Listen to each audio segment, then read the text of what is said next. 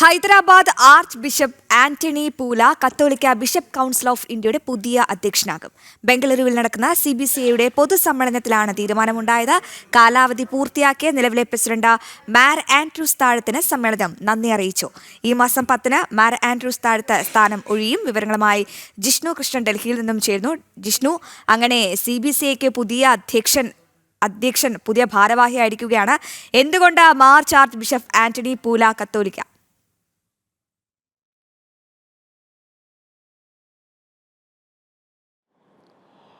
അശ്വതി, ബംഗളൂരുവിൽ കത്തോലിക്ക ബിഷപ്പ് സഭയുടെ 37ാമത് ജനറൽ ബോഡി യോഗം നടക്കുകയാണ്. യോഗം ഇന്നലെ ആരംഭിച്ചിരുന്നു. ഈ യോഗത്തിൽ ബിഷപ്പുമാർ മാത്രം പങ്കെടുത്തിട്ടുള്ള തെരഞ്ഞെടുപ്പിലാണ് CBCIയുടെ അധ്യക്ഷനെ തെരഞ്ഞെടുക്കുന്ന നടപടിക്രമങ്ങളിലാണ് ഇപ്പോൾ ഹൈദരാബാദ് ആർച്ച് ബിഷപ്പ് ആന്റണി പൂലയെ അധ്യക്ഷനായി തെരഞ്ഞെടുത്തിട്ടുള്ളത്.